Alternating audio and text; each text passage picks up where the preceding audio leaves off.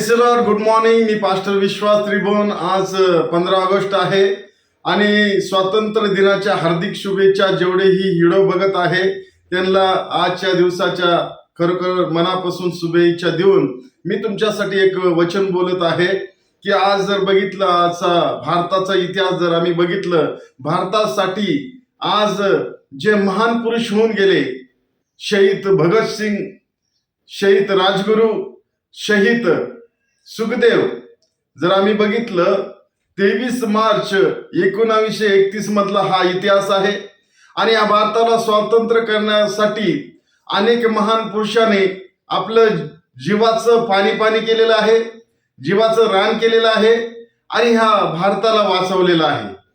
तर आज त्या सर्व महान पुरुषाला मी मनापासून अभिवादन करत आहे. आम्ही त्याची आठवण करत आहे की आज जे त्यांनी केलेलं आहे भारतासाठी ते एक महान कार्य आहे आणि वा करण्यासारखं एक कर्तव्य आहे. म्हणून जे काही त्यांना या भारतासाठी, स्वातंत्र्यासाठी जे काही लढा दिलेला आहे, मनापासून मी त्यांना जय हिंद म्हणत आहे. आणि आज त्याच पद्धतीनं जर आम्ही बघितलं, बायबलमध्ये जे आध्यात्मिकरित्या आहे, जे आध्यात्मिक गोष्टी आहे, आत्मिक गोष्टी आहे, ते बायबल मधून आम्हाला पाहायला भेटतं प्रियांनो, की गलतीकरास पत्र 5 अध्याय आणि वचन 1 मध्ये असं सांगितलेलं आहे, या स्वातंत्र्य करता ख्रिस्तानी आपल्याला मुक्त केले आहे, म्हणून त्यात टिकून राहा, गुलामगिरीच्या जुवाखाली पुन्हा सापडू नका.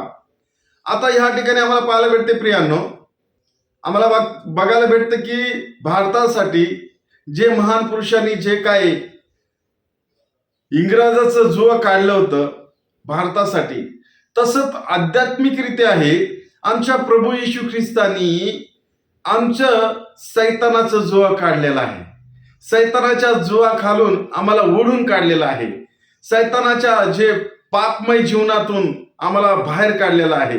आणि त्याचं वचन सांगतं की ह्या स्वातंत्र्य करता ख्रिस्तानी आपल्याला मुक्त केले आहे, म्हणून त्यात टिकून राहा. कशापासून मुक्त केले? पहिली गोष्ट प्रियांनो, की पापापासून आम्हाला मुक्त केलेलं आहे. दुसरी गोष्ट, सैतानाच्या जाळ्यातून आम्हाला सोडवलेलं आहे.